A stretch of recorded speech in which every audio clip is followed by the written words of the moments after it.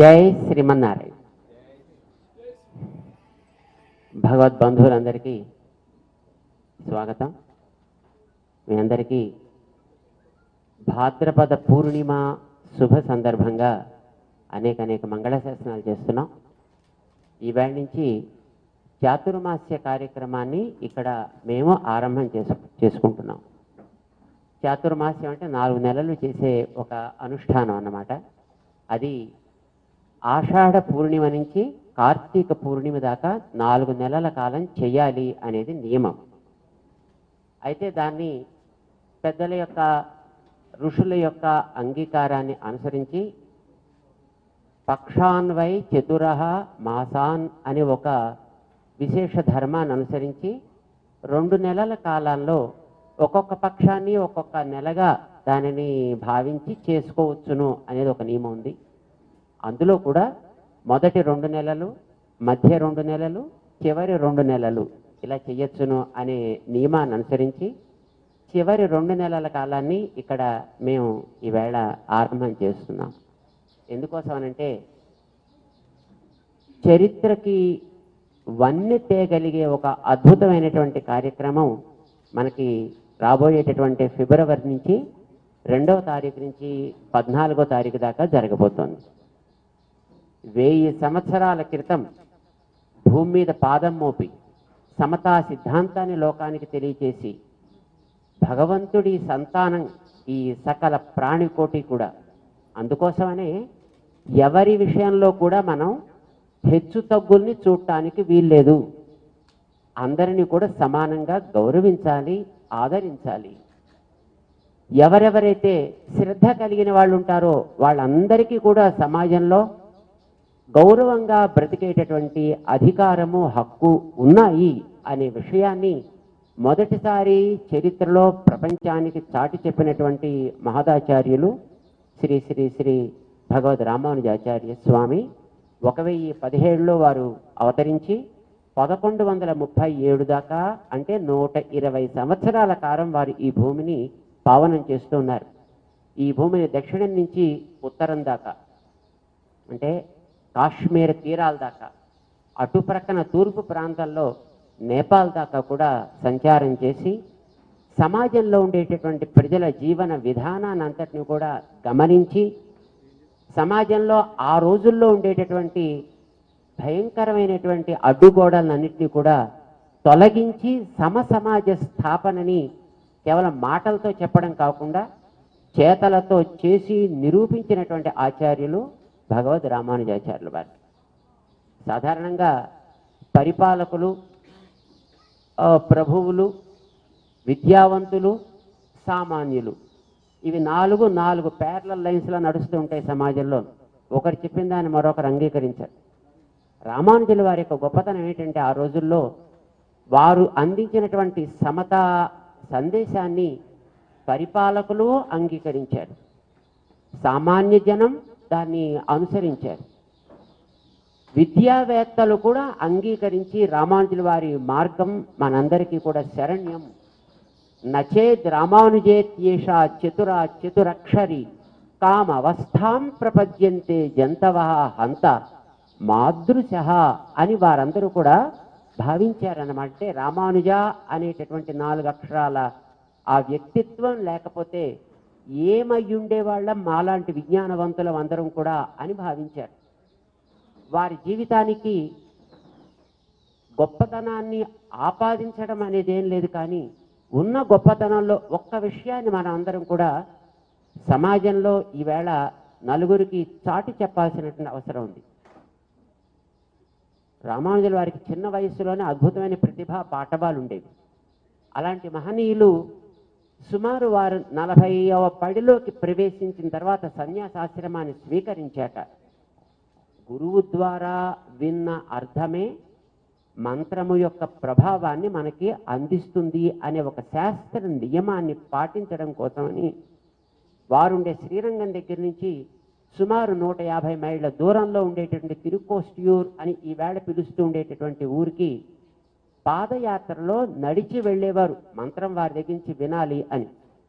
కానీ గురువుగారు అంత సులభంగా చెప్పేవారు కాదు ఆ రోజుల్లో. మంత్రాన్ని బ్రాహ్మణులకి తప్ప మిగతా ఉండేటటువంటి వాళ్ళల్లో కూడా ఆడవాళ్ళకు కూడా మంత్రాన్ని చెప్పడానికి వీల్లేదు.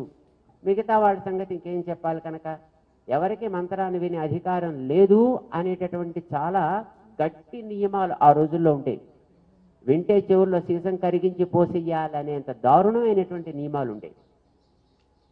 రామానుజులంతటి వారికే మంత్రం వినాలి తెలుసుకోవాలని అనుకుంటే ఒకసారి వెడితే ఇప్పుడు కాదయా తర్వాత చెప్తాం, మళ్ళీ వెడితే అబ్బాయి ఇప్పుడు కాదయా తర్వాత చూస్తాం, ఇలాగా 18 సార్లు వారిని తిప్పారు. అయితే వారు ఏమాత్రము కూడా నిరాశ చెందకుండా గురువుల మీద ఏ రకమైనటువంటి వ్యతిరేక అభిప్రాయాన్ని పెట్టుకోకుండా వారి యొక్క సహనాన్ని పరీక్షించడమా లేక తమ సహనాన్ని పరీక్షించడమా అన్నట్టుగా 18 సార్లు తిరిగితే గురువు గారికే గుండె కరిగి రామానుజుల వారికి మంత్రాన్ని ఇవ్వడానికి అంగీకరించారట. కానీ కొన్ని వాగ్దానాలు తీసుకొని, ఈ మంత్రాన్ని ఎవ్వరికీ చెప్పను, ఈ వాగ్దానం నువ్వు చేస్తే అప్పుడు నీకు మంత్రం ఇస్తా ఉన్నారు.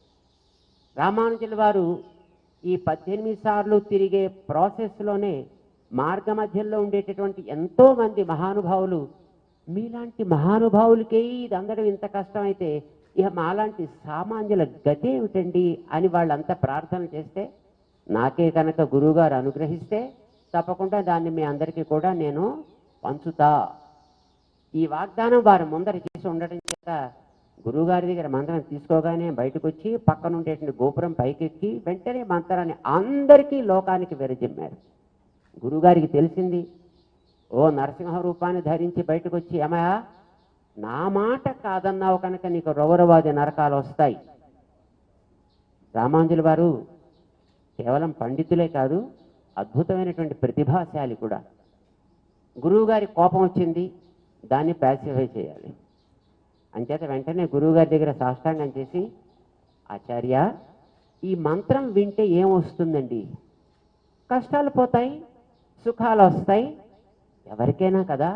అవును, మరి నీ గతి ఏమిటయ్యా? ఇంతకీ వాడి కష్టాలు సుఖాల సంగతి దేవుడు అడుగు, నీ సంగతి ఏమిటి అంటే, స్వామి మీ ఆజ్ఞని నేను అతిక్రమించలేదండి. ఎందుకంటే మీ పాదుకల్ని ముందు పెట్టుకుని నేను ఈ మంత్రాన్ని అందరికీ అందజేశా. చేత నేను కాదు అందించింది, మీ పాదుకలే అందించే. ఈ మాట వినేటప్పటికీ గురువుగారికి కాస్త ఈగో తృప్తి కలిగింది. వారు కాస్త సహనం శాంతించారు. అది అయిన తర్వాత, స్వామి ఇంత లోకం తరించేటప్పుడు ఒక్కడిని అల్పుణ్ణి నేను నరకానికి పోతే ఏం కనుక, వేల మంది లక్షల మంది జనాలు సుఖపడేటప్పుడు ఒక్కడు కష్టపడడం పెద్ద తప్పేం కాదు కదా, అంచేత నరకం వచ్చినా నేను సిద్ధమే అని అన్న మాట గురువు గారికి గుండె కరిగి రామానుజుల వారిని ఆలింగనం చేసుకుని, మాకంటే నువ్వే గొప్పవాడువయ్యా, మేమేదో చాలా ఇప్పటిదాకా విజ్ఞానవంతులు అని అనుకుంటున్నాం, కాదు కాదు, లోకంలో వాళ్ళ యొక్క కష్టాలని తీర్చాలి, లోకమందరినీ బాగు చేయాలనే నీ తపన ఈవేళ సమాజానికి కావాలి. మా విజ్ఞానం కాదు కావాల్సింది, రాబోయే తరాలకి నీ తరఫు నీలాంటి విజ్ఞానం కావాలి కనుక నా కుమారుణ్ణి కూడా నీకే అప్పగిస్తున్నా, ఇతనికి కూడా నీలాంటి విజ్ఞానం కలిగేట్టుగా తయారు చేయి. రామానుజుల వారికి 5 మహానుభావులు ఆచార్యులుగా ఉండేవారు. ఒక్కొక్కరు కూడా మొదట్లో వ్యతిరేకత కలిగి ఉండి రామానుజుల వారి యొక్క ఔదార్యాన్ని, వారికి ఉండేటటువంటి మానసికమైనటువంటి వైశాల్యాన్ని చూసిన తర్వాత తమ కుమారుల్ని రామానుజుల వారికి అప్పగించి వారి ద్వారా ఈ విజ్ఞానాన్ని వాళ్ళు నేర్చుకుని లోకాన్ని బాగు చేయాలని కోరుకున్నటువంటి మహనీయులు.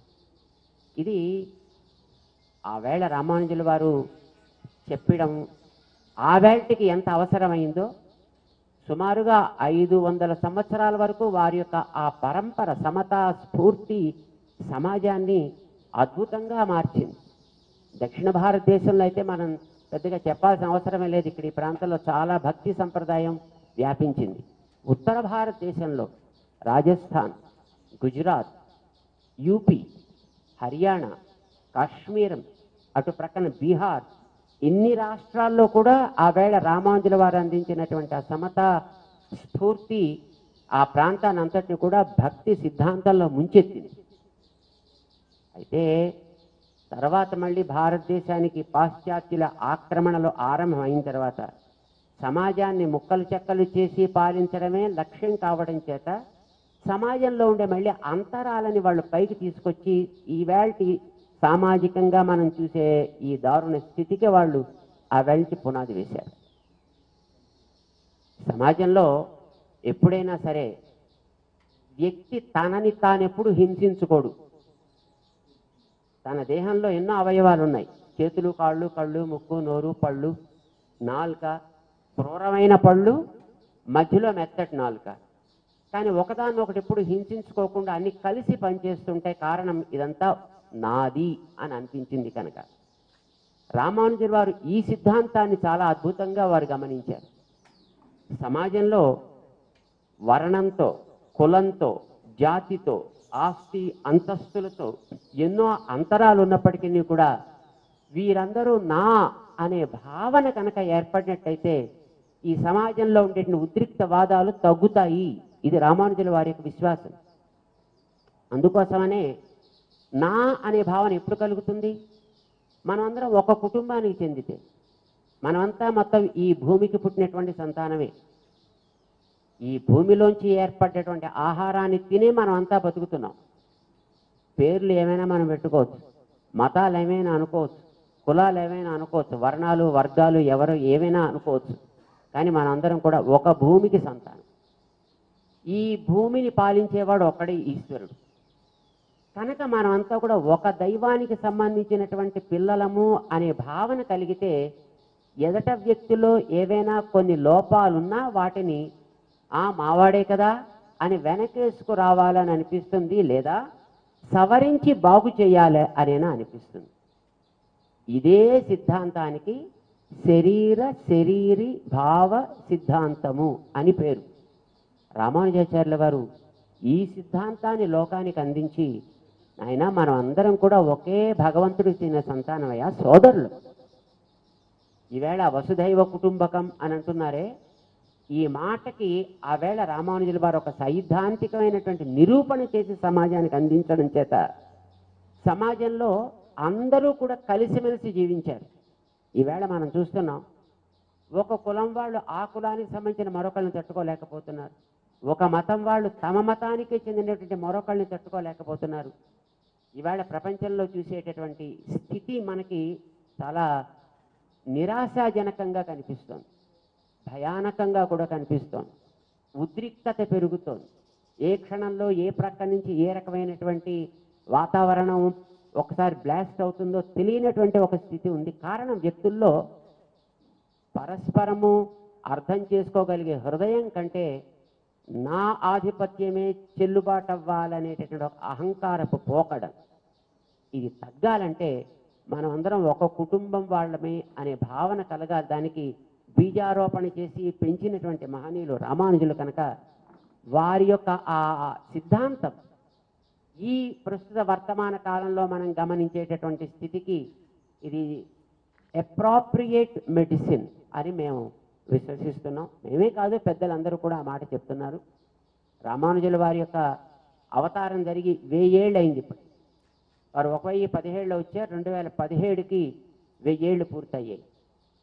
అంటే ఇప్పుడు మనం ఆ 1000 సంవత్సరాలు పూర్తయిన కాలంలో ఉన్నాం కనుక ఆ 1000 సంవత్సరాల స్ఫూర్తిని ఒక్కసారి మళ్ళీ మనం తీసుకొని వారి యొక్క ఆ సైద్ధాంతికమైనటువంటి ఆలోచన విధానాన్ని సమాజానికి సరి అయిన దిశలో అందించగలిగితే ప్రస్తుతం మనం చూసేటటువంటి ఉద్రిక్త వాతావరణం కాస్త శమించి మళ్ళీ ఒకరినొకరు అర్థం చేసుకోగలిగేటటువంటి స్థితి ఏర్పడుతుంది అనేది మా భావన.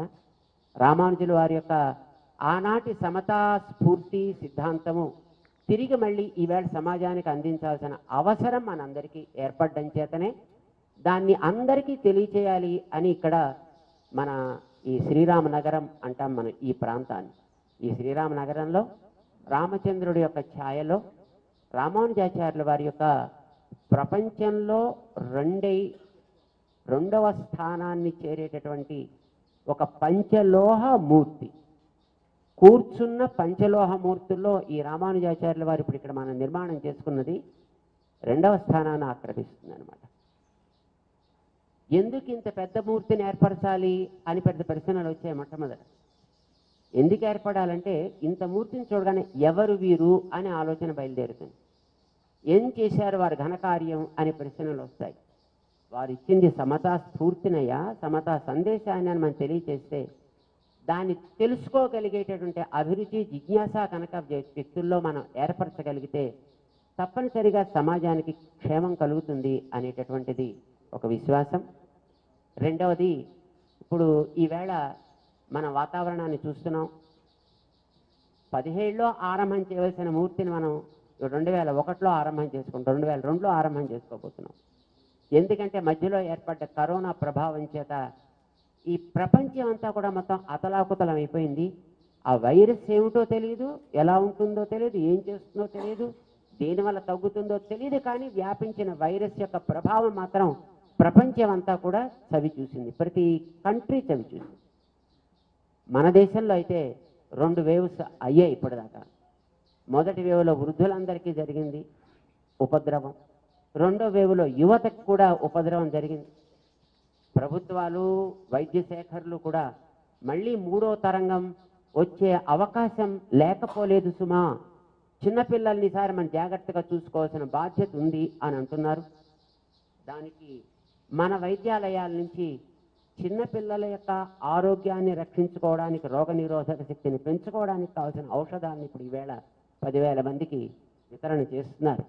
ఒక 15 రోజులు వేసుకోవాల్సినటువంటి క్రమంలో ఈ తరాన్ని మనం బాగు చేసుకోవాల్సినటువంటి బాధ్యత అయితే మనందరికీ ఉంది. రేపు జరగబోయేటటువంటి ఈ రామానుజుల వారి యొక్క మూర్తి ఆవిష్కరణ ఫిబ్రవరి అంటే మాఘమాసం ఆరంభం కాగానే 12 రోజుల పాటు జరుపుతూ దీంతో పాటు సమాజానికి, వాతావరణానికి కూడా ఉపకారం జరిగే ఒక కార్యం చెయ్యాలి అనేటటువంటి నిర్ణయం తీసుకున్నారు మన పెద్దలందరూ కూడా. 1984వ సంవత్సరంలో భోపాల్ గ్యాస్ ట్రాజడీ మీరందరికీ బహుశా జ్ఞాపకం ఉంటుంది. మీరందరూ కూడా అందులో నిష్ణాతులు కనుక మీకు దాని గురించినటువంటి పెద్ద వివరణ ఇవ్వాల్సిన అవసరం లేదు. ఆ సమయంలో ది హిందూ అని మన దగ్గర ఒక ఇంగ్లీష్ మ్యాగజైన్ ఒకటి ఉంది. ఆ మ్యాగజైన్లో ఒక పెద్ద ఆర్టికల్ ఇచ్చారు 84లో. రాత్రి సుమారుగా 2:30 గంటలకి గ్యాస్ లీక్ జరిగింది అక్కడ భోపాల్లో. చాలా ఇండ్లలో ఉండే వాళ్ళందరూ చనిపోయారు. ఒక ఇంట్లో ఉండే 4 మాత్రం చనిపోలేదు, వాళ్ళు మామూలుగానే ఉన్నారు. భార్య, భర్త, 2 పిల్లలు. ఎందుకని తర్వాత పరిశీలన చేస్తే ప్రతిరోజు కూడా ఉదయము సాయంకాలం వాళ్ళకి ఆవు నేతితోటి హోమం చేసుకునే అలవాటు ఉండడం చేత రాత్రి చేసిన హోమపు పొగ ఇంట్లో వ్యాపించి ఉన్నందువల్ల వాళ్ళకి ఏం కాలేదు. ఇది అప్పుడు హిందూలో రాసినటువంటి ఆర్టికల్. ఇది ఎంతో కాలంగా మన పెద్దలు చెప్తున్నటువంటి వాస్తవమే అయినప్పటికీ కూడా అప్పుడు దాని యొక్క ప్రభావాన్ని ఆ పత్రిక ద్వారా సమాజం తెలుసుకుంది. ఇప్పుడు మనం రేపు జరగబోయే 12 రోజుల కార్యక్రమాల్లో 1035 కుండాలని ఏర్పాటు చేసి దాంట్లో స్వచ్ఛమైనటువంటి ఆవు నేతిని సేకరించాలి. సుమారుగా 2 లక్షల కిలోల ఆవు నెయ్యి సేకరించాలి. ఆవు నెయ్యి అంటే మళ్ళీ జెర్సీల నుంచి తీసినటువంటి కాదు. ఆవులంటే అసలు అవి కానే కావు. ఆవులంటే మూపుర ఉండాలి, మెడ కింద గంగడోలు ఉండాలి, అప్పుడే దానికి ఆవు అని అంటాం. అలాంటి ఆవుల నుంచి పాలు సేకరించాలి.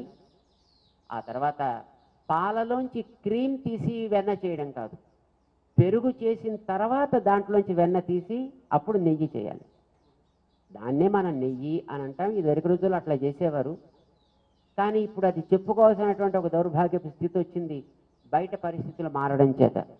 మన ప్రాంతాల్లో అలాంటి ఆవులు, అన్ని ఆవులు దొరకడం అసంభవం. అందుకోసమనే ఇప్పటికి కూడా ఇంకా అట్లాంటి గోవంశాన్ని కాపాడుతుండేటటువంటి ఉత్తర భారతదేశంలోంచి అటు రాజస్థాన్లో పథమేడా అని ఒక ప్రాంతం ఉంది, అలాగే గుజరాత్లో కొన్ని ప్రాంతాలు ఉన్నాయి, హర్యానాలో కొన్ని చోట్ల ఉన్నాయి, మధ్యప్రదేశ్లో ఉన్నాయి, పూణే దగ్గర ఉన్నాయి. దేశవాళీ ఆవుల్ని సంరక్షణ చేసేటటువంటి సంస్థలు అక్కడ కొన్ని ఉన్నాయి. వాళ్ళ దగ్గర నుంచి ప్రత్యేకించి మన వ్యక్తులు వెళ్ళి వాళ్ళతో పాటు ఉండి ఆ పాలల్ని కాయించి తోడు పెట్టించి దాంట్లోంచి వెన్న తీసి నెయ్యి చేసి అప్పుడు ఇక్కడికి దాన్ని తీసుకొచ్చి అలాంటి నేతితోటి 12 రోజులు కూడా హోమ కార్యక్రమం జరగడం ద్వారా వచ్చే పొగ ఈ పర్యావరణంలో మనకి కనిపించకుండా వ్యాపించిన వైరస్ అంతటిని కూడా అది అరికట్టగలుగుతుంది. ఇది 12 రోజులు చేసేటటువంటి కార్యక్రమం. ఈ కార్యక్రమాన్ని మనం ఆ సందర్భంగా లక్ష్మీనారాయణ క్రతు అనే పేరుతో ఏర్పాటు చేసుకుంటున్నాం. ఇది బయట ఏర్పడేటటువంటి ఒక పరిశుద్ధి. ఎంత బయట సహకారం ఉన్నా మనిషి లోపల ధైర్యం అనేది లేకపోతే ఈ బయట మందులు ఏం పెద్దగా పనిచేయవు. అందుకోసమని వ్యక్తి లోపల కూడా ఒక మానసికమైనటువంటి ధైర్యాన్ని ఏర్పరచడం కోసమని ఇక్కడ ఆ 12 రోజుల కార్యక్రమాల్లో అందరి చేత ఎవరెవరైతే పంచ సంస్కార దీక్ష తీసుకున్నటువంటి వాళ్ళు ఉంటారో అలాంటి వాళ్ళందరినీ కూడా కూర్చోపెట్టి కనీసం ప్రతిరోజు 1,00,00,000 సార్లు నారాయణ అష్టాక్షరి మహామంత్రాన్ని జపింపచేయాలి. ప్రతిరోజు ఉదయం పూట 6 నుంచి 7 గంటల దాకా 1,00,00,000 సార్లు జపం జరుగుతుందన్నమాట. వేద నియమం ప్రకారం జరిగే జపంలో 10వ వంతు హోమం జరగాలి. అంటే ప్రతిరోజు కూడా 10 లక్షల సార్లు హోమం జరుగుతుంది అదే మంత్రంతో. కార్యక్రమం మొత్తం పూర్తి అయ్యేటప్పటికి 1,00,00,000 హవన మహాక్రతువు కూడా ఇందులో పాటు ఒక భాగంగా జరుగుతుంది. ఇది వ్యక్తిలో స్థైర్యాన్ని నిర్మాణం చేసుకోవడం కోసమని మనం చేసే కార్యక్రమం అన్నమాట. రామానుజుల వారి మూర్తి ప్రతిష్టాపనతో పాటు సమాజానికి మన వ్యక్తిత్వానికి కూడా ఒక పుష్టిని కలిగించాలి అనే ఒక లక్ష్యంతో ఈ కార్యక్రమాన్ని ఏర్పాటు చేస్తున్నారు. 5,000 మంది ఋత్విక్కులు ఈ కార్యక్రమంలో పాల్గొని 4 వేదాలతోటి హవనాదులు, రామాయణం భాగవతం లాంటి గ్రంథాలతోటి కూడా హవన కార్యక్రమాలు ఈ 12 రోజుల్లోనూ కూడా జరపాలి అనేటటువంటిది ఒక నిర్ణయం. దీంతో పాటు 4 వేదాల్లో ఇప్పుడు మనకి లభించేటటువంటి శాఖలు ఉన్నాయి. సుమారు 9 శాఖలు ఉన్నాయి వేదాలకు సంబంధించి. మొత్తం 1131 శాఖలు. అందులో అన్నీ చాలా వరకు లోపించిపోయాయి. ప్రస్తుతం మనకు ఒక 9-10 మాత్రం లభిస్తున్నాయి. అన్ని శాఖల్ని కూడా ఇక్కడికి మనం ఆహ్వానించి వారి యొక్క పారాయణల్ని ఈ 12 రోజుల్లోనూ కూడా జరపాలి అనేది కూడా ఒక నిర్ణయం.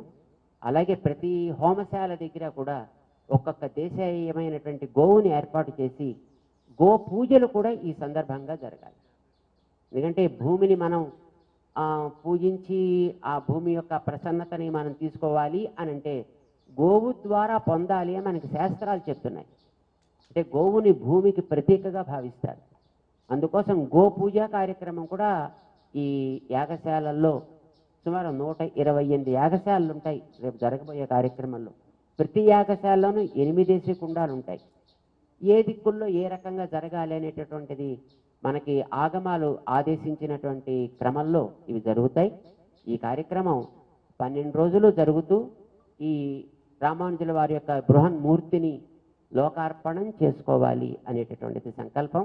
ఈ కార్యక్రమానికి ఇది ఒక వ్యక్తి కోసం కాదు, ఒక ఊరు కోసం కాదు, ఒక రాష్ట్రం కోసం కాదు, ఒక దేశం కోసం కాదు, సమాజం అంతా బాగుండాలనేటటువంటి సంకల్పంతో మనం చేసుకునే కార్యక్రమం కనుక మన దేశానికి పాలకులుగా ఉండేటటువంటి పెద్దలందరూ కూడా ఈ కార్యక్రమంలో భాగం పంచుకొని దీని వైభవాన్ని లోకానికి అంతటికీ కూడా వాళ్ళు తెలియజేస్తే బాగుంటుంది అనేటువంటి అభిప్రాయంతో మేము ఈ దీక్ష ఆరంభానికి పూర్వం ఢిల్లీ వెళ్ళడం జరిగింది. రాష్ట్రపతి గారిని కలిసాం, ప్రధానమంత్రి గారిని కలిసాం, ఉపరాష్ట్రపతి గారిని కలిసాం, మన సేనా మంత్రి గారిని కలిసాం, అలాగే మన ఇన్ఫ్రాస్ట్రక్చర్ చేసేటటువంటి మంత్రి గారు మన గడ్కరీ గారిని, రాజ్నాథ్ సింగ్ గారిని, పర్యావరణం చూసేటటువంటి మంత్రివర్యుల్ని, అలాగే మన హోం శాఖ అమాత్యులైనటువంటి శ్రీమాన్ అమిత్ షా గారిని, వీరందరినీ కూడా కలిసి వారందరినీ కూడా ఆహ్వానించడం జరిగింది. చాలా ప్రోత్సాహకరంగా వారందరూ కూడా ఈ కార్యక్రమానికి రావడానికి అంగీకరించారు. విశేషించి మన ప్రధానమంత్రి గారు వీలైనంత వరకు వసంత పంచమి 5వ తారీఖు నాడు వస్తోంది మనకి ఫిబ్రవరిలో. ఆ వేళ ఈ కార్యక్రమానికి వచ్చి రామానుజుల వారి యొక్క బృహన్మూర్తిని ఆవిష్కరించడానికి ప్రయత్నం చేస్తాము అని వారి యొక్క అంగీకారాన్ని తెలియజేశారు. కార్యక్రమం పూర్తి అయ్యేటప్పటికి, అంటే 14వ తారీఖు నాడు మనకి మహాపూర్ణాహుతి జరుగుతుంది. ఆ మహాపూర్ణాహుతి కార్యక్రమంలో మన రాష్ట్రపతి గారు పాల్గొని దాని యొక్క సంపన్నతకి శోభని చేకూరుస్తాము అని వారు అంగీకరించారు. మిగిలినటువంటి పెద్దలందరూ కూడా ఈ మధ్యలో కార్యక్రమానికి వచ్చి కార్యక్రమంలో పాల్గొంటాము అని అంగీకరించారు. మనం తెలంగాణ రాష్ట్రంలో ఈ కార్యక్రమాన్ని చేస్తున్నాం కనుక ఇక్కడ మన రాష్ట్ర ముఖ్యమంత్రులు, మన రాష్ట్ర గవర్నర్ గారు ఈ కార్యక్రమానికి ఆతిథేయులుగా ఉంటారు. ఆతిథేయులు అంటే హోస్ట్ అన్నమాట. వచ్చేటటువంటి వారంతా కూడా అతిథులుగా ఉంటారు. ఇక్కడ ఈ కార్యక్రమాన్ని ఈ ప్రాంతంలో చేసుకోగలగడం అనేటటువంటిది మనందరి అదృష్టం. మేము ఇక్కడికి 2004వ సంవత్సరంలో ఇక్కడ మొదటిసారి ఇక్కడ అడుగుపెట్టాం.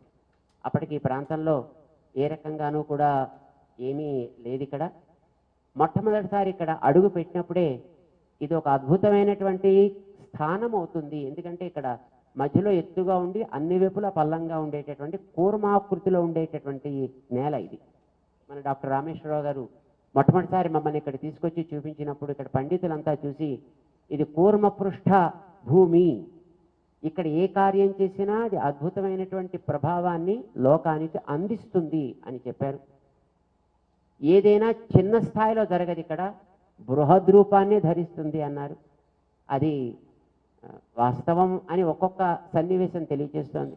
మొట్టమొదటి ఇక్కడ మన దివ్య సాకేత క్షేత్రాన్ని ఏర్పాటు చేద్దాం అనుకున్నప్పుడు చిన్న ఆలయం, దానికి ఒక పెద్ద హాల్, చక్కగా ధ్యానం చేసుకోవడానికి వీలయ్యేట్టుగా ఉండాలి అని అనుకున్నాం. ఒక బృహత్తరమైనటువంటి ఆలయంగా అది రూపుదిద్దుకుంది. ఓం నమో వెంకటేశాయ నామాల్ని రాయాలి అందరూ కలిసి అని అనుకున్నాం. 1100 కోట్ల సార్లు ఆ వెంకటేశ్వర నామాన్ని రాసినటువంటి పత్రాలన్నీ ఇక్కడ తీసుకొస్తే ఆనంద విమానాన్ని ఏర్పాటు చేసి ఇక్కడ మనకి ఆగ్నేయం దిశలో ఆనంద విమాన నిర్మాణం చేయడం జరిగింది 2011లో. అయితే అప్పటికి ఈ ఆశయం లేదు. కానీ వెంకటేశ్వర నామం రాగానే వెంకటేశ్వర స్వామి గురువుగా భావించిన మహనీయులు రామానుజాచార్యులు వారు. చరిత్ర మీ అందరికీ కూడా తెలిసి ఉంటుంది. రామానుజాచార్యుల వారు వెంకటేశ్వర స్వామికి శంఖ చక్రాలని సమర్పణ చేసి వారికి ఊర్ధ్వపుండ్రాన్ని అలంకరించి శిరస్సు మీద ఈవేళ మనం చూసేటటువంటి తేయినటువంటి కిరీటాన్ని అలంకరించి ఈయన సాక్షాత్తు పద్మావతి పతి అయినటువంటి శ్రీమన్నారాయణుడు అనేది ఎస్టాబ్లిష్ చేశారు. దానివల్ల రామానుజుల వారిని వెంకటేశ్వర స్వామి వారికి కూడా గురువు అని సంభావిస్తారు పెద్దలందరూ కూడా. దానికోసమనే రామానుజుల వారి యొక్క మూర్తి వెంకటేశ్వర స్వామి సన్నిధిలో వెంకటేశ్వర స్వామి హృదయ స్థానానికి రామానుజుల వారి పాదాలు తాకే అంత ఎత్తులో అక్కడ ఈశాన్యమూల భాష్యకారుల సన్నిధి అనే పేరుతో అక్కడ ఏర్పడి ఉంది. వారిని ఆచార్యులుగా భావిస్తారనమాట ఇవాళకి కూడా. చేత ఎప్పుడైతే ఇక్కడికి వెంకటేశ్వర స్వామి నామాలు ఇక్కడ 1100 కోట్ల నామాలు ఇక్కడ చేరాయో రామానుజుల వారు కూడా ఇక్కడికి రావాలి అని అనిపించింది. లేకపోతే రామానుజాచార్యుల వారి మూర్తిని మొట్టమొదటి ఎక్కడో తమిళనాడు ప్రాంతంలో ఏర్పాటు చేస్తే బాగుంటుంది అని మొట్టమొదటి మేము అనుకున్నాం. కానీ రామానుజుల వారు అది ఒప్పుకోలేదు. ఈ ప్రాంతపు ప్రభావాన్ని వారు గుర్తించి ఉండడం చేత ఇక్కడ మనం ఉండాలి, ఇక్కడి నుంచి మొత్తం మన ప్రపంచానికి అంతటికి కూడా సమతా సందేశాన్ని అందించాలి అని అనుకుని ఉంటారు. రామేశ్వరరావు గారికి ప్రేరణ కలిగించారు. సుమారు 100 ఎకరాల స్థలాన్ని దానికోసం కేటాయింపచేశారు. 216 అడుగుల ప్రపంచంలో అతి ఉన్నతమైనటువంటి భగవద్ రామానుజుల వారి మూర్తి పంచలోహమయంగా ఇక్కడ ఏర్పాటేటట్టు చేశారు. రాబోయే ఫిబ్రవరిలో పెద్దలందరూ వస్తున్నారు, మన దేశ అధినేతలందరూ కూడా వస్తున్నారు. అన్ని రాష్ట్రాల నుంచి కూడా చీఫ్ మినిస్టర్స్ని, గవర్నర్స్ని, జస్టిస్, అలాగే ఈవేళ ప్రపంచానికి ఎంతో ఉపకారం చేస్తూ ప్రాణాలని కాపాడుతూ ఉండేటటువంటి వైద్య శాఖలని కూడా ఆహ్వానించి వారందరికీ కూడా ఇక్కడ ఈ సందర్భంగా మనం మన వంతు కృతజ్ఞతను తెలియజేసుకోవాలి అనేటటువంటిది కూడా ఇందులో ఒక ప్రధానమైనటువంటి అంశం. ఈ కార్యక్రమం సమాజానికి అందరికీ కూడా తెలియడం అనేటటువంటిది చాలా ప్రధానమైనటువంటి అంశం. మరి తెలియాలంటే అందించేటటువంటి వాళ్ళంతా మరి మీరే కదా. ఎందుకంటే సమాజానికి మీరు కేవలం చెవులు మాత్రమే కాదు, కళ్ళు కూడా. చూడగలిగిన వాళ్ళు, చూసిన దాన్ని వినగలిగిన వాళ్ళు, విన్నదాన్ని అందరికీ వినిపించగలిగిన వాళ్ళు కూడా. అందుచేత దీన్ని అందరికీ అందజేసేటటువంటి ప్రధాన బాధ్యత మీ అందరి మీద ఉంది. ఇది మన అదృష్టం చేత తెలుగు రాష్ట్రంలో మనం చేసుకుంటున్నప్పటికీ కూడా ఇది తమిళ ప్రాంతం అయితేనేమి, కన్నడ ప్రాంతం, కేరళ ప్రాంతం, ఒడిశా ప్రాంతం, పంజాబీ, బెంగాలీ, మరాఠీ, కాశ్మీరీ, భోజ్పూరి, ఇలాగా మన దేశంలో ఎన్ని భాషలు ఉన్నాయో అన్ని ప్రాంతాల వారికి కూడా ఈ సందేశం అందాలి. ఈ కార్యక్రమానికి కేవలం మన దేశం నుంచే కాకుండా ప్రపంచ దేశాల నుంచి కూడా ఎంతోమంది పెద్దలు రావడానికి సిద్ధంగా ఉన్నారు. వారందరికీ కూడా ఇప్పుడు ఆహ్వానాల్ని మన కార్యనిర్వాహకులు పంపిస్తున్నారు. వారందరూ కూడా ఇక్కడికి వస్తారు. వారందరికీ తగినటువంటి రీతిలో మనం చక్కటి స్వాగత సత్కారాలు ఏర్పాటు చేసి కార్యక్రమాన్ని దర్శించి మంచి స్మృతులతోటి, మధుర స్మృతులతోటి, స్వీట్ మెమరీస్ తోటి వారందరూ కూడా తిరిగి మళ్ళీ వాళ్ళ ప్రాంతాలకి ఈ సమతా సందేశాన్ని తీసుకువెళ్ళగలిగేట్టుగా చేయాల్సినటువంటి బాధ్యత మనందరిది. అందుకోసమనే ఆ శక్తి మనలో ఏర్పడాలి. దాన్ని మన గురువులు మనకి ప్రసాదించాలి. రామానుజాచార్యుల వారిని సమాజానికి చీకట్లు తొలగించి వెలుతురు ప్రసాదించినటువంటి గురువు వరేణ్యులుగా మనం భావిస్తున్నాం. అందుకోసమనే ఈ వేళ నుంచి రామానుజుల వారి మూర్తి ఆవిష్కరణ జరిగేదాకా 2 పనులు చేస్తే బాగుంటుంది అని సమాజానికి అంతటికీ కూడా మేము ఒక సూచనని చేస్తున్నాం. మనందరినీ కూడా ఈవేళ మనుషులుగా తీర్చిదిద్దిన వాళ్ళు మన గురువులు, దాంట్లో సందేహం అయితే లేదు. అయితే ఒక్కొక్కరికి జీవ గురువులు ఉండొచ్చు, ఒక్కొక్కరికి ప్రకృతే గురువు కావచ్చు. శ్రీమద్ భాగవతంలో మహానుభావుడైనటువంటి యదువుకి అవధూత నాకు 24 మంది గురువులు ఉన్నారోయ్ అని చంద్రుని గురువుగా చెప్పాడు, చెట్టుని గురువుగా చెప్పారు, చీమని గురువుగా చెప్పారు, ఒక తేనె టీగని గురువుగా చెప్పారు, పాకే ఒక పాముని గురువుగా చెప్పాడు. ఆయన ప్రవహించేటటువంటి ఒక పిల్ల కాలువ, సముద్రంలోంచి ఆటుపోట్లకి నీళ్లు వస్తుంటాయి, అలాంటి ఒక పిల్ల కాలువని తను గురువుగా చెప్పుకున్నాడు. ప్రపంచంలో మనకి జ్ఞాన ప్రసాదాన్ని కలిగించిన ప్రతి సన్నివేశం కూడా ఒక్కొక్క గురువే. ఆ గురువుల ప్రభావం చేతనే ఈవేళ మనం మనుషులుగా జీవించగలుగుతున్నాం. అందుచేత మనం గురు పరంపరని స్మరించుకుంటూ ఈవేళ నుంచి గడపాలి. ఫిబ్రవరిలో జరగబోయే యజ్ఞంలో కుండాలు 1035 135.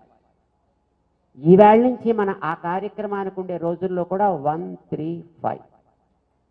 సరిగ్గా 135 రోజులే మనకి ఇప్పటి నుంచి అప్పటికి సమయం ఉంది. అంటే కౌంట్ డౌన్ ఆల్రెడీ స్టార్ట్ అయింది అన్నమాట. ఇప్పటి నుంచి మనం ఏం చేయొచ్చు? సమాజానికి అందరికీ మేము ఒక అపీల్ ఇస్తున్నాం. మన గురువులు ఎవరు అనేది అందరికీ ఒక్కళ్ళే గురువుగా ఎప్పుడు ఉండరు. ఒక్కొక్కళ్ళకి ఒక్కొక్కరు గురువుగా ఉంటారు. ఒక్కొక్క మార్గంలో నడిచే వాళ్ళకి ఒక్కొక్క గురువు ఉంటారు. ఎవరు మనకి గురువైనా ఆ గురు పరంపరనంతటిని కూడా మనం ఇవాళ నుంచి స్మరించుకునేట్టు ఒక ఉద్యమాన్ని చేద్దాం. అందరికీ ఒక మంత్రం, వందే గురు పరంపరాం. ఈ మంత్రాన్ని మనం ఇవాళ నుంచి అందరం చెప్పిద్దాం. ఎందుకంటే చాలామందికి రామానుజుల వారి నామం చెప్పచ్చు కదా అని అనిపించవచ్చు. ఓకే, రామానుజుల వారి నామం చెప్తే అయ్యా మీరంతా రామానుజుల వారు ఫాలోవర్స్ అండి, మీరు చెప్పుకోండి, మేము శంకరాచార్యుల వారి ఫాలోవర్స్ అండి, మేము ఎందుకు చెప్పాలండి? లేదు మేము మహావీరుడు ఫాలోవర్స్ అండి, మేము ఎందుకు చెప్పాలండి? లేదండి మేము లెనిన్ గారి ఫాలోవర్స్ అండి, మేము ఎందుకు చెప్పాలండి? లేదు మేము మరి ఇంకో లీడర్ గారి ఫాలోవర్స్ అండి, మేము చెప్పాలి అని అనిపిస్తుంది. ఎవరిని ఫాలో అవుతున్నా ఆ పైన మనకి మార్గదర్శనం చేసిన వారు మన గురువు అవుతారు తప్పనిసరిగా. ఆ గురువు నుంచి మన దాకా అందిన జ్ఞానం ఒక పరంపరలో అందింది. ఆ పరంపర దృఢంగా ఉండాలి, మనకి శక్తిని ఇవ్వాలి, మన ద్వారా 10 మందికి ఉపకారం జరిగేటట్టు చేయాలి. అంచేత మనందరికీ ఒకటే మంత్రం, వందే గురు పరంపర, వందే గురు పరంపరాం వందే గురు పరంపరాం. ఇదే మంత్రం మనందరికీ ఈ 135 రోజులు కూడా. ఎవరి గురువుని వారు మనం స్మరించుకుందాం. సమాజానికి హితం కలిగించేవారు ఎవరైనా మనకు ఆదరణీయులే. అందుకే మన వైష్ణవ సంప్రదాయంలో హరిజన్, గిరిజన్, మ్లేచ్ఛ అనే తేడా లేకుండా అందరూ కూడా ఆళ్వార్లుగా, గురువులుగా మన ఆలయంలో ఉన్నారు. దాంట్లో తిరుప్పాణ్ అనేటటువంటి ఒక మహానుభావుడు, ఆయన ఒక హరిజన్. తిరుమంగయాళ్వార్ ఆయన ఒక మ్లేచ్ఛ. భక్తిసార్లు అనేటువంటి ఒక మహానుభావులు ఒక మేదరి. ఎవరైతేనే కనుక భగవద్భక్తి ఎవరిలో ఊటలూరుతూ ఉంటుందో అలాంటి వ్యక్తి ఏ రకమైనటువంటి పుట్టుక కలిగినా అతని పుట్టుకని కాదు చూడాల్సింది, అతని జ్ఞానాన్ని చూడాలి. వ్యక్తికి గుణంతో గొప్పతనం తప్ప జన్మతో కాదు. ఇది రామానుజుల వారి యొక్క సిద్ధాంతం. అందుచేత మనందరం కూడా అలాంటి గురువుల యొక్క మార్గాన్ని దృఢతరం చేసుకుందాం, బలవత్తరం చేసుకుందాం, మన శక్తిని పెంచుకుందాం. ఇమ్యూనిటీ పవర్ అని వాళ్ళు అంటున్నారే, ఈ పవర్ని మనలో పెంచుకుందాం. బయట వాతావరణపు కాలుష్యాన్ని తొలగించగలిగేటటువంటి యజ్ఞ కార్యక్రమాన్ని ఇక్కడ మన ఋత్వికులందరూ చేస్తారు. మనం అందరం కూడా ఆరోగ్యంగా, ఆనందదాయకంగా కలిసి ఒక కుటుంబంగా రాబోయేటటువంటి కాలంలో జీవించగలిగే వాతావరణం ఏర్పడాలి. రామానుజుల వారు దానికి మనకి దర్శనం చేయాలి అనే ఈ కార్యక్రమాన్ని శ్రీ రామానుజ సహస్రాబ్ది సమారోహము అనే పేరుతోటి కార్యక్రమాన్ని మనం జరుపుకోబోతున్నాం. అందరినీ కూడా ఇందులో ఆహ్వానిస్తున్నాం. అంత అద్భుతమైనటువంటి కార్యం చేసిన రామానుజుల వారికి 108 దివ్య క్షేత్రాల నుంచి ప్రేరణ లభించింది. రాముడు పుట్టిన అయోధ్య కూడా ఒక ప్రేరణా స్థలమే. ఎందుకంటే రాముడు ఒక బోయవాణ్ణి తన ఆప్తుడు అనుకున్నాడు. ఒక బోయత శబరి ఇచ్చినటువంటి పండ్లను తాను ఆరగించాడు. ఒక కోతి సుగ్రీవుణ్ణి, ఆంజనేయ స్వామిని తనకి రక్షకులను భావించాడు. ఒక రాక్షసుడైన విభీషణ్ణి కూడా తన సోదరుడిగా భావించాడంటే ఇంతకంటే ఇంకా సమత ఎవరు చూపించగలరు కనుక ఇది కూడా రామానుజుల వారికి ఒక అద్భుతమైనటువంటి ప్రేరణ. ఇలాంటి 108 క్షేత్రాలు ఉన్నాయి మన భారతదేశంలో. ఉత్తర భారతంలో ఉన్నాయి, దక్షిణ భారతంలో ఉన్నాయి. మనకి బద్రికాశ్రమం, ముక్తినాథ్ నేపాల్ దేశంలో ఉంది. ఇలాంటివన్నీ కూడా వారికి ప్రేరణ కలిగించడం చేత ఇక్కడ మన ఈ స్థానాల్లో రామానుజుల వారి చుట్టూ శిలామయంగా 108 దివ్య క్షేత్రాలని కూడా నిర్మాణం చేయడం జరిగింది. వాటిలో ఆయా క్షేత్రంలో ఏ పద్ధతిలో మూర్తి ఉంటారో అదే పద్ధతిలో ఇక్కడ ప్రతిష్టాపన కూడా జరగబోతుంది. 3 కాలాల్లో ఆరాధన కూడా జరగబోతోంది. అంటే ఇక్కడ ఏ రకమైనటువంటి లోపం రాకుండా జరిగేంత వ్యవస్థ ఇక్కడ ఏర్పాటు చేస్తున్నారు. ఇవన్నీ కూడా ఒక రామానుజుల వారిని సమాజానికి అందించినట్లే దీన్ని దర్శనం చేసే ప్రతి వ్యక్తికి ఆ స్ఫూర్తిని ఇచ్చి ఒక్కొక్కరిని రామానుజులంత ఉన్నతమైనటువంటి ఆశయాలు కల వ్యక్తిగా తయారు చేయాలి అనేటటువంటిదే ప్రధాన కోరిక. అందుకోసమనే ఎంతో శ్రమపడి, ఎంతో ఖర్చు, ఎంతో సమయం అయినప్పటికీ కూడా ఇందులో ఏ లోటు లేకుండా ఇప్పటి కాలంలో ఉండేటువంటి మన సాధారణ వ్యక్తులకు కూడా అది ఒక ఎంటర్టైన్మెంట్గా ఉండడంతో పాటు వారికి ఎన్లైటన్మెంట్ కూడా ఇవ్వగలిగేటటువంటి స్థానంగా, సమతా స్ఫూర్తిని ఇవ్వగలిగే కేంద్రంగా దీన్ని తీర్చిదిద్దాలని టెక్నాలజీ కూడా దీంట్లో ఇన్వాల్వ్ చేయడం జరుగుతోంది. మనకి సెల్ఫ్ గైడెడ్ టూర్ దీంట్లో ఉంటుందన్నమాట. ఎవరో ఒకళ్ళు వచ్చి మనకి ఎక్స్ప్లెయిన్ చేయక్కర్లేకుండా వాటి యొక్క ఇంపార్టెన్స్ని తెలుసుకోవడానికి వీలయ్యేటటువంటి సెల్ఫ్ గైడెడ్ ఆడియో డివైజెస్ వచ్చిన వాళ్ళందరికీ కూడా ఇచ్చి వాళ్ళు కోరుకున్న భాషలో, వారు కోరుకున్నంత సమయంలో వాటిని వినగలిగేటటువంటి పద్ధతిలో ఈ టెక్నాలజీని ఇక్కడ దీంట్లో ఇన్వాల్వ్ చేస్తూ ఆ డివైజెస్ తయారు చేస్తున్నారు. మీరందరూ కూడా ఈ కార్యక్రమానికి మీ వంతు సేవగా, మీ వంతు తోడ్పాటుగా, అంటే కోట్లు ఖర్చు పెట్టారు ఇప్పటిదాకా, సుమారుగా 1200 కోట్ల పైగా దీనికి ఖర్చు చేసి ఇంత అద్భుతమైనటువంటి స్థానాన్ని ఇక్కడ ఏర్పాటు చేశారు. అది మహానుభావులు పెద్దలు వారు చేస్తారు. మనలాంటి వాళ్ళ మనం చేయగలిగినటువంటి సేవ 10 మందికి ఈ సందేశాన్ని అందించడం. దీని లాభాన్ని 10 మంది పొందేటట్టు చేయడం. పెద్ద ఒక బస్తా ప్రసాదాన్ని తయారు చేసి పెట్టుకున్న వాడికి 10 మంది వచ్చి దాన్ని తింటే వాడికి ఆనందంగా ఉండదు, తను కూర్చుని తింటే ఆనందంగా ఉండదు. కనుక దీన్ని అనుభవించాల్సినటువంటి సమాజానికి అంతటికీ కూడా ఈ సందేశాన్ని అందించి వారందరి ద్వారా ఈ లాభం సమాజానికి అందేట్టుగా చేయడంలో మీరందరూ కూడా మీ సేవని, మీ సమయాన్ని, మీకుండేటటువంటి టాలెంట్ని, మీకుండే శక్తిని అందిస్తారని మేము మిమ్మల్ని అందరినీ కూడా ఆహ్వానిస్తున్నాం.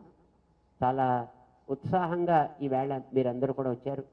ఈవేళ నుంచి ఆరంభమయ్యేటువంటి చాతుర్మాస్యం 2 నెలల కాలం కూడా దానికి కావాల్సినటువంటి ప్రిపరేటరీ ఏర్పాట్లన్నీ కూడా ప్రారంభం చేస్తున్నారు. రేపు రాబోయే దసరా నాడు, అంటే విజయదశమి నాడు అన్నమాట, యజ్ఞం జరగాల్సినటువంటి స్థానం ఒక 100 ఎకరాల ఏరియాని దానికోసం డెడికేట్ చేసి పెట్టారు. ఆ స్థానంలో ఆ వేళ కొబ్బరికాయ కొట్టి యాగశాలల యొక్క నిర్మాణాన్ని ఆరంభం చేయడం జరుగుతుంది. అప్పటి నుంచి క్రమంగా మా ఏర్పాట్లన్నీ కూడా జరుగుతాయన్నమాట. మీ అందరికీ కూడా మేము అనేక మంగళాశాసనాలు చేస్తున్నాం. మీ అందరి యొక్క ప్రోత్సాహానికి, ఉత్సాహానికి కూడా మేము చాలా సంతోషపడుతున్నాం. మనందరం కలిసి చేసే ఈ కార్యక్రమం సమాజానికి హితాన్ని కలిగిస్తుంది, ఆరోగ్యాన్ని కలిగిస్తుంది, ఆనందాన్ని అందిస్తుంది అనే పరిపూర్ణ విశ్వాసంతో వాటిని ప్రసాదించాల్సిందే అని మేము భగవంతుణ్ణి ప్రార్థన చేస్తున్నాం. మాకు మా అహోబిల స్వామివారు ఉన్నారు, మా దేవనాథ స్వామివారు ఉన్నారు. ఈ కార్యక్రమానికి అంతటికీ కూడా ప్రధానమైనటువంటి పెళ్లి కొడుకు, దీని ప్రధానమైన సంధానకర్త మా డాక్టర్ రామేశ్వరరావు గారు ఉన్నారు. మొదటి నుంచి వారు ఈ కార్యక్రమంలో ప్రధానమైనటువంటి భూమికని నిర్వహిస్తున్నారు. ఇప్పుడు వారితో పాటు వారి టీం అంతా కూడా ఈ కార్యక్రమంలో ఉండి వచ్చేటటువంటి పెద్దలందరికీ కూడా మనం సంతృప్తికరమైనటువంటి ఏర్పాట్లు చేయాలనేటువంటి ఒక మంచి పూనికతోటి, మంచి దీక్షతోటి వారందరూ కూడా ఉన్నారు. మీరందరూ కూడా చక్కగా జాయిన్ అయ్యి ఈ కార్యక్రమాన్ని బాగా చేదురు. కానీ మీ అందరికీ మరొకసారి మేము అనేక మంగళాశాసనాలు చేస్తున్నాం. జై శ్రీమన్నారాయణ. అయ్యా చెప్పండి. చెప్పండి. సనాతన ధర్మంపై విదేశీ మతస్థుల దాడి నిరంతరం కొనసాగుతూనే ఉంది. మనం వేల సంవత్సరాల నుంచి రైట్. అయితే ఈ మధ్యన ఈ విదేశీ మతస్థులు విపరీతమైన ఆరోపణలు చేస్తున్నారు సనాతన ధర్మంపై. దానికి ఓటు బ్యాంక్ రాజకీయాల కోసం పొలిటీషియన్స్ కూడా నానా రకాల ఇబ్బందులు పెడుతున్నారు. అయితే ఈ మధ్యన ఒక చర్చ జరుగుతుంది. హిందూ అనే పదం రామానుజాచార్యుల నుంచే వచ్చిందని. దీనికి మీ సందేశం? హిందూ అనే పదం ఎక్కడి నుంచి వచ్చింది అనేది మనకి ఇంపార్టెంట్ కాదు. ఇప్పుడు ఈవేళ కొంతమందిని చూసి మీరు అమెరికన్స్ అంటున్నారు, దాని ఎక్కడి నుంచి వచ్చింది అని మీరు ప్రశ్న వేస్తారా? జర్మన్స్, ఆస్ట్రేలియన్స్, జాపనీస్ అంటున్నారు, ఎక్కడి నుంచి వచ్చింది పదం అని మనం ప్రశ్నిస్తాం? నో. అది ఒక ప్రాంతంలో ఒక విశ్వాసంతో ఒక పద్ధతిలో జీవించేటటువంటి ఒక జాతి గుర్తింపు కోసం అందించినటువంటి ఒక పదంగా తీసుకోండి, చక్కగా దాన్ని అంగీకరించండి. వీళ్ళందరినీ కూడా ఇక్కడ హిందువులు అని అంటున్నారు, చక్కగా హిందువులుగా వీళ్ళందరూ జీవించాలి అని అనుకుంటున్నారు. ప్రపంచం అట్లా గుర్తిస్తోంది. Accept it as it is. రామానుజాచార్యుల వారు, శంకరాచార్యుల వారు, మధ్వాచార్యుల వారు, అంతకుముందు ఉండేటువంటి వేదవ్యాసుడు, పరాశరుడు, వశిష్ఠుడు లాంటి మహానుభావులు అందరూ కూడా ఇది వేద మార్గంలో సాగేటటువంటి ఒక జాతి. ఈ దేశంలో ఉండేవాళ్లే కాదు, ఈవేళ భూమి మీద ఉండేటటువంటి ప్రతి మానవుడు కూడా వైదికమైనటువంటి జీవన విధానంలోంచి వచ్చిన వ్యక్తులే. కానీ ఆయా ప్రాంతాలకు వెళ్ళిపోయిన తర్వాత అక్కడ ఉండే వాతావరణ ప్రభావంతో రకరకాల మార్పులకి లోనయ్యాయి. కొత్త భాషలు ఏర్పడ్డాయి, కొత్త జీవన శైలి ఏర్పడింది. ఆ రకంగా వాళ్ళు అక్కడ జీవిస్తున్నారు. లీనియేజ్, ఒక పరంపర అనేది మిగతా ప్రాంతాల్లో పోయింది. అదృష్టం కొద్దీ భారతదేశంలో ఆ పరంపరకి లోపం రాకుండా దీన్ని కాపాడుతూ వస్తున్నారు అప్పటి నుంచి ఇప్పటిదాకా సాగినటువంటి వ్యక్తులు. మీరన్నట్టుగా ఎంతోమంది రకరకాలుగా ప్రయత్నాలు చేసి దీన్ని వక్ర మార్గాలు పట్టించే వాళ్ళు ఉండొచ్చుగాక.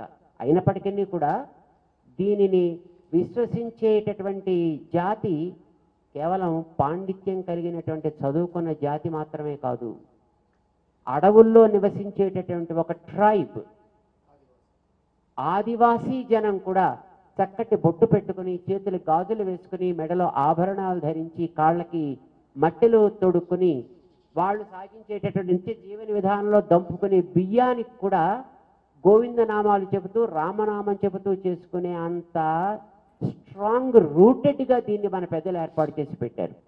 అందుచేత మధ్య మధ్యలో తప్పనిసరిగా మీరు ఆన్సలాట్స్ వస్తుంటాయి. ఇందాక మీకు మేము ఒక మాట చెప్పాం, 1000 ఏళ్ల క్రితం రామానుజులు ఇచ్చిన సందేశం 500 ఏళ్ళు నిరాఘాటంగా సాగింది. Again there was an onslaught. అయితే దాన్ని తిరిగి గుర్తించి అరే దీన్ని మళ్ళీ మనం కాపాడుకోవాలనుకునేటటువంటి ఒక స్ఫూర్తి స్పందన ఈ జాతిలో ఉండేటటువంటి అట్టడుగు వర్గాల దగ్గర నుంచే ఆరంభమైంది.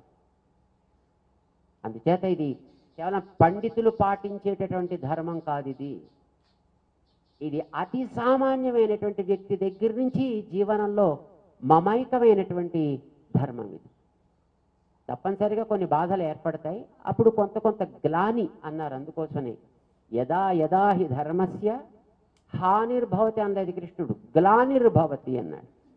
చిక్కిపోవడం అనేది జరుగుతూ ఉంటుంది, మళ్ళీ మనం దానికి ఇమ్యూనిటీ బూస్టర్స్ వేయాల్సి వస్తూ ఉంటుంది, మళ్ళీ దానికి కాస్త ఆక్సిజన్ పెట్టాల్సి వస్తూ ఉంటుంది, మళ్ళీ కొంచెం దృఢంగా తయారు చేసుకోవాల్సి వస్తూ ఉంటుంది.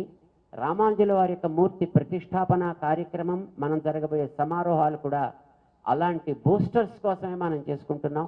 కనుక ఇది మనందరికీ కూడా అత్యంత ఆవశ్యకమైనటువంటి కార్యక్రమం. రైట్, సంతోషమే. బాగా జ్ఞాపకం చేశారండి మీరు, చాలా సంతోషం. రామానుజుల వారికి ఇప్పుడు ఈ పంచలోహమూర్తిగా చేసినటువంటి 216 అడుగుల మూర్తిని మనం ప్రతిరోజు ఆరాధన చేయడం అనేటటువంటిది బయట నుంచి కుదురుతుంది తప్ప సాక్షాత్తుగా మనం ముట్టుకుని చేయడం అనేటువంటి అంత సాధ్యం కాదు. అందుకోసమని ప్రతిరోజు నిత్యారాధన జరుగుతూ మనందరినీ వారి యొక్క దృష్టిలో ఉంచడానికి వీలయ్యేటట్లుగా ఒక మూర్తిని, 5 అడుగుల మూర్తిని తయారు చేసి మనం ఆ రామానుజుల వారి పెద్ద విగ్రహానికి క్రింద ఉండే 2వ తలంలో, అంటే 2nd ఫ్లోర్లో దాన్ని ప్రతిష్టాపన చేసుకుంటున్నాం. రామానుజుల వారు 120 సంవత్సరాల కాలం జీవించి ఉన్నారు ఆరోగ్యకరంగా. ఇప్పటికీ వారి యొక్క ఆ చివరి శరీరం శ్రీరంగ క్షేత్రంలో సురక్షితంగా ఉంది, నిత్యారాధనలు అందుకుంటుంది. ఇది చాలా ఆశ్చర్యకరమైనటువంటి విషయం, కానీ వాస్తవం. అందుకోసమనే 120కి గుర్తుగా 120 కిలోల బంగారాన్ని మనం ఏర్పాటు చేసి వారి యొక్క నిత్యారాధన మూర్తిని ఏర్పాటు చేయడం జరిగింది.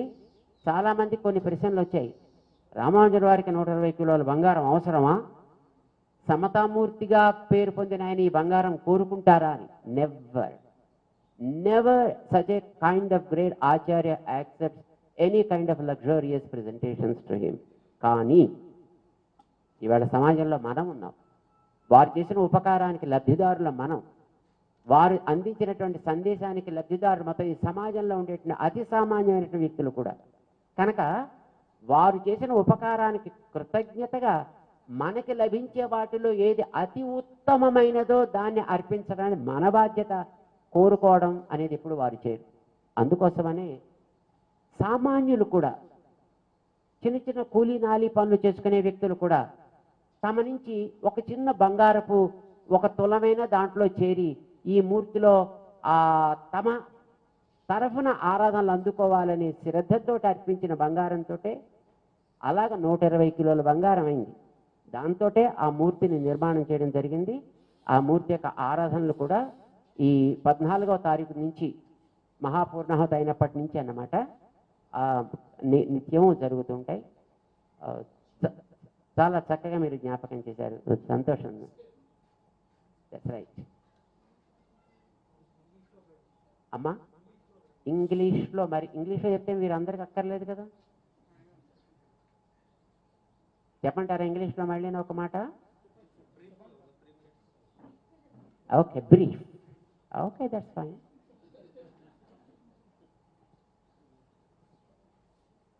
World gets chances not every now and then, but there will be a time when God graces this world with rarest of the rarest opportunities, and the appearance of Ramanujacharya during 2017 is one of such greatest opportunities this world ever got.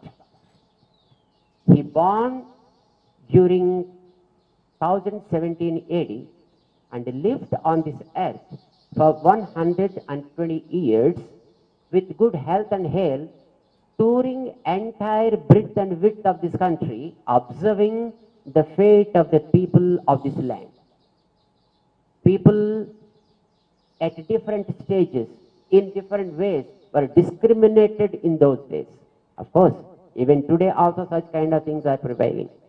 But the discrimination was so high in those days, if ladies, commonly all, and even any other person than the Brahmin, listens to any mantra, nor chants any mantra, his ears must be filled up with molten lead. Chants cut the tongue was the order of that day. We are not pointing out nor criticizing that kind of practice of those days, because we don't know what a kind of situation prevailing in those days. But that was accepted by the society at large. Ramanujacharya was a person with kind and divine heart. So he thought that this kind of practice is not acceptable, because when Rama during Treta Yuga accepted a hunter as his closest friend, when he accepted Sugriva, a monkey king, as his guardian, when he accepted Vibhishana as his own brother, a Rakshasa, as his own brother, means discrimination is not accepted by the scriptures. The great people of this land never accepted that and never practiced that also. That's why Ramanuja thought this kind of practices must be eliminated, should be eradicated. These kind of taboos must be broken to pieces. This was the mission of Ramanuja. First of all, he should be accepted by one and all, for which he proved to himself that he is the master of the Vedic knowledge. He not only studied the Vedas and Vedangas, but proved by the Acharyas that whatever Ramanuja says is the authority. Wonderful thing is that Ramanujacharya visited Kashmir of those days, where there is a place called Sarada Peetham, which was the hub of knowledge. All the great scholars used to visit that place for acquiring knowledge. During the Shankaracharya's lifetime also, it seems that he visited that Sarada Peetham to understand the essence of Brahma Sutras, because the direct disciple of Veda Vyasa during 6,000 years before, that means almost 4000 BC, round about that period, his disciple's grand disciple called Bodhayana understood the essence of Brahma Sutras and presented a beautiful commentary over them called Bodhayana Vritti, and that book is available there, for which Shankaracharya visited that place.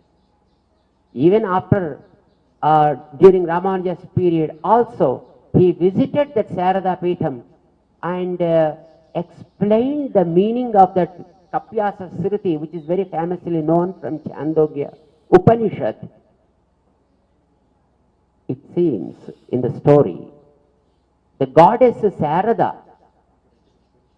that means goddess Saraswati, appeared before him and said, "Oh Ramanuja, I heard during your young age you gave a beautiful description to this mantra. Can I hear from you?" Ramanuja with all humbleness said, "Ma, what should I tell you? You are the Ma of the knowledge. Is it me to explain such a kind of mantra?" But mother with all kindness and grace said, "Hey Ramanuja, I love to listen from you. Just like a mother loves to listen from her babies." Ramanujacharya gave beautiful explanation about that Kapyasa Sruti, listening to which Ma Saraswati was highly pleased and said, "Hey Ramanuj, from today onwards you will be considered as a Bhashyakara." That means the perfect commentator. And then she presented the small deity of Lord Hayagriva, who is considered as the god of knowledge, the horse-necked god, and presented that to Bhashyakara Ramanujacharya Swami and said, keep it with you for your regular worship, and then disappeared. We can understand the scholarship of Ramanujacharya, at the same time understanding the essence of the Vedas as appreciated by goddess Saraswati. Now society accepted Ramanuja.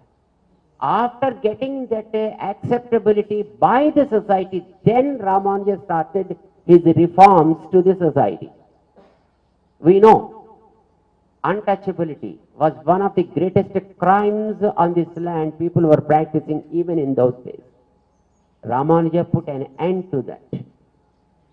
He accepted all the untouchable people, all the downtrodden people, and gave them mantra, gave them Vaishnava Diksha, and said, you are also called as Vaishnavits because you have taken the mantra, and temples also will be opened for you.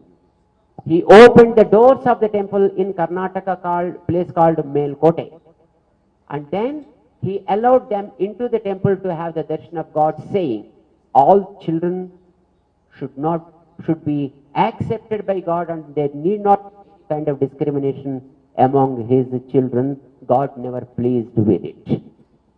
So he accepted everybody. And not only that, he also accepted such a kind of great people as saints, and they should be worshipped.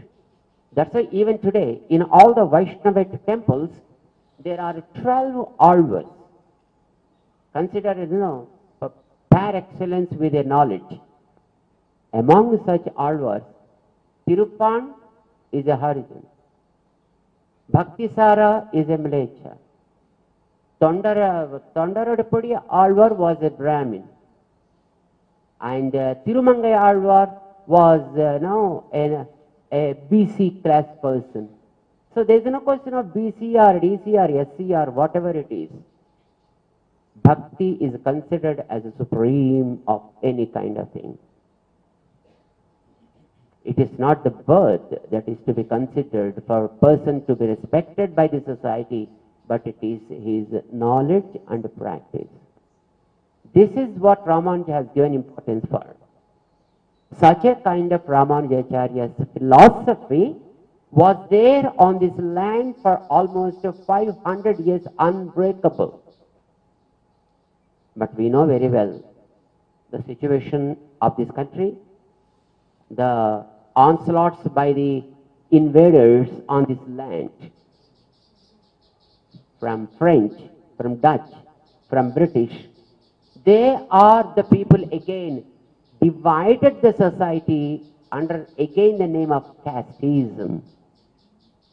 Caste, creed and sex and race, like these kind of things again, they pushed into the society and again divided the society, which of course we are still not able to come out of which. Today, the Ramanuja's ideology is necessary for us to eliminate these kind of discriminations. We don't say that we root out the casteism or we root out the colors of the skins, which is practically impossible. I'm born as a black guy, you might have born as a white guy, another person might have born as a grey person. We are not going to change the skin. We are not going to eliminate these kind of things. But for sure, we don't want to, discrimination should be shown by virtue of a person's birth. Everybody on this land has a right to earn, learn, eat, dress, and live with respect, and need to lead a decent life at par with anybody on this land. Again, it should be based on one's own efforts also. We give equal importance to one person, but he never tries to use his ability. He never tries to use his own mind, but he wants just simply sit and want to enjoy the energies of others. I think such kind of people must be taken care. Provided the person is interested in using his own abilities, everybody should have equal importance to learn, earn, enjoy, and lead a decent life with joy. This is Ramanuja's philosophy in short. That is necessary today, because today the society is being torn with the name of discriminations and terrorism. It's just because of the ego. It's just because of the attitude of dominating others, which should be addressed by inculcating them the feel of oneness, the feel of mine. If one feels that he is mine, then he hugs the person. If one thinks that, oh, this is not mine, then he wants to ruin it. Why people are nowadays, trying to get lot of ammunition and dominate on other countries? Just because they think they are not ours. So the feel of mine is very, very important to be inculcated among the people, for which we need to understand that there is only one God. God is always one. I, you, and all these are children of the same God, without any kind of discrimination. And God loves if we both live together, if we both share the joys and pains with each other. But God never feels if one child hurts the other child. That's why it is pretty important now for us to understand that hatred, domination, these are something God never likes, no matter to what religion you belong, no matter what kind of practices that you do. But if you really believe in God, understand God never likes if you hurt somebody. And if you like, and if you love, and if you share good things with others, and see that their pains are reduced, then only God will be pleased. You name that God in your own way. I have no objection to that. You approach him in a way you like. I have no objection. But if at all one believes in God, we should believe in one God. That oneness of God is what Ramanuja taught and said, we are all, no matter what religion, caste, creed, and what not, everything. We are all different limbs of the same God, different parts of the same God. Each part must act on its own way, isn't it? Hand never does the work of a leg. Leg never does the work of head. Tongue never does the work of nose. Nose never does the work of teeth. Each organ should work in its own way. At the same time, all should live with each other in unison. This is what Ramanuja philosophy in short. Such a kind of great Ramanuja gave that philosophy, but after 500 years again distortion started. Now it is the dire need of the hour to bring out such concepts and make people understand that we should all live with each other, sharing good and joy with each other, reducing the pains of others. There is no question of dominating one the other. Ramanuja's statue is constructed here because he stands as an iconic personality for the equality. So the project is called as the Statue of Equality, Samata Murti Spurti Kendra. And that equality message is the need of the hour now to the world at large. At the same time, this statue, the Ramanujacharya, got inspiration from 108 Divya Desas, which are spread all over the country, all over the world in general. That's why all those 108 places are created around Ramanujacharya with stone.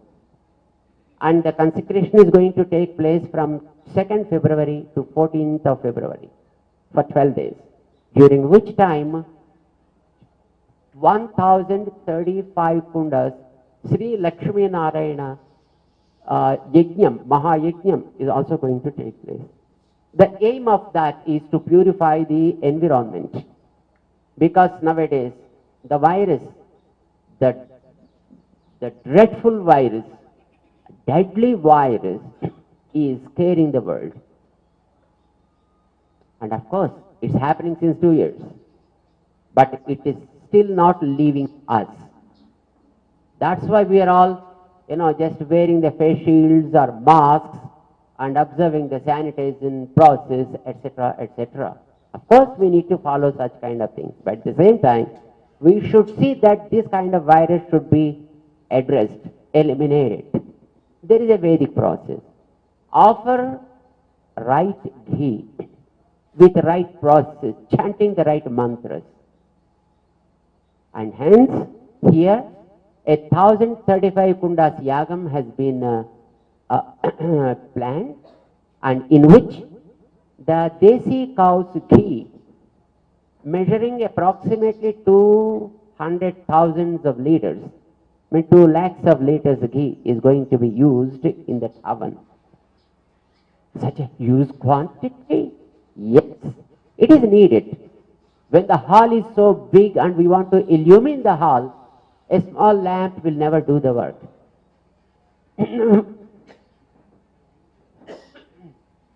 We need bigger lamp. So the virus volume is so high today. To address that kind of virus, we need this 1035 kundas of yaga for 12 days. So that's why it is performed here.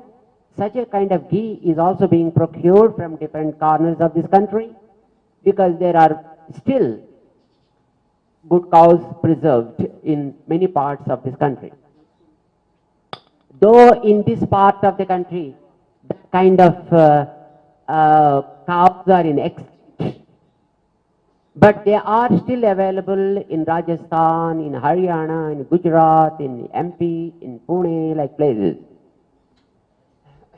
So, ghee is being procured from all those places, which is prepared purely in a traditional manner, like culturing the milk as yogurt, and then churning the yogurt and extracting the cream and then boiling it for making ghee. The natural process, healthy process. So such kind of a healthy ghee will be used for 12 days during the yagam. And even the firewood also, made of cow dung, is only used during the Havan period, which probably going to be 450,000 kilos of firewood made of cow dung. That's being used in this yagam. But all these are to see that the environment should be purified. And my friends, this is high time for all of us. Those who are in belief of equality, those who believe in the values of equality, should join their hands and participate in this function. See that message is spread. Let everybody enjoy the fruit of this action, and let the world live in health and peace with joy. This is the goal of this activity, and there will be about 5,000 Rutviks going to take part in this beautiful yagam. It is very encouraging and also enlightening for all of us to understand that the Honorable President of India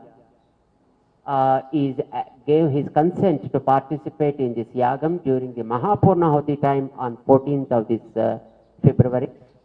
And our Honorable Vice President is joining this yagam. And our very beloved and very revered Prime Minister of this country, Shriman Modi ji, is going to unveil and dedicate the Statue of Equality on 5th of February. and our beloved Home Minister Amit Shah ji is accepted to join the activity in one of the days.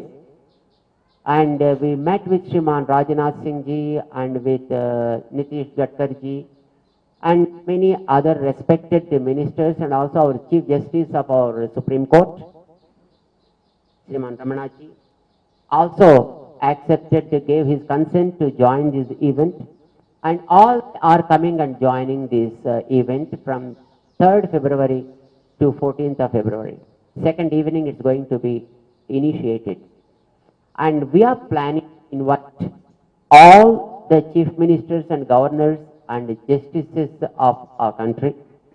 And at the same time, we wish that all the acharyas belonging to different schools of thought, like Shankaracharyas, Madhvacharyas, and Mahamandaleswars and different akhadas of North India, and so many other acharyas of adhinams from South India, belonging to Saiva Sampradaya, Shakti Sampradaya, and Basava Sampradaya, and Jain, Madhva, and Bauddha Sampradaya, etc. All sorts of the acharyas from all walks of life. We are inviting them all, and we are sure that they love to participate and join the event along with us all.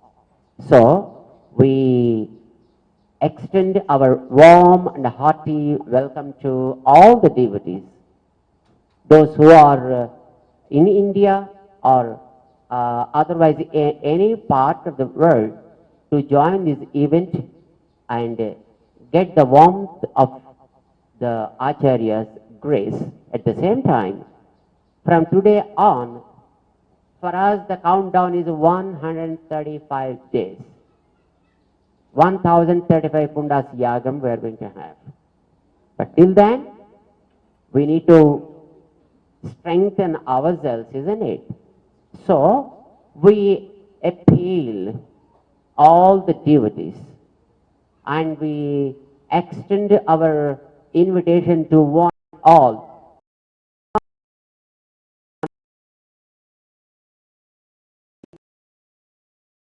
Vande Guru Paramparam. Very simple mantra. Because we are all have gurus with us. And without gurus we are nowhere. And without guru, the brain never works. The mind never gives us good ideas. Of course, for some, lively guru may be there. For some, the intellectual gurus may be there. For some, guru may be there in the form of nature. But we are all have gurus. Let's remember the grace of those gurus. Whatever little they did for us, let's be grateful to all of them. We are living today just because of their grace. And hence, that is the mantra for all of us. Vande Guru Paramparam. This is the mantra. Let us start chanting this mantra all through, whenever it is possible, whenever we are able to remember, as long as our mind permits us, till the yagam takes place. Of course, this need not be confined to such place, but this is high time for all of us to strengthen our physical ability and intellectual ability as well. Let's use this time and get the grace of them. Let's all join, let's all enjoy, and we welcome you all to join this beautiful event. Dr. Rameshwar Rao Garu, along with all his teams, and there our Sriman Salmeda Lakshmi Narasimha Rao Garu, who is the president of our Jiva, Bhaskar Rao Garu, who is the president of our Raman Sahasrabdi project, and of course our Ahobila Ramanjayar Swamiji, Devanath Ramanjayar Swamiji, and our American representative Sriman Appa Rao Garu Mukamala, and all these are very enthusiastic to present this event to all of you. Let's enjoy. Let's join. Let us join with all our friends and relatives. Jai Shri Manaran to you all.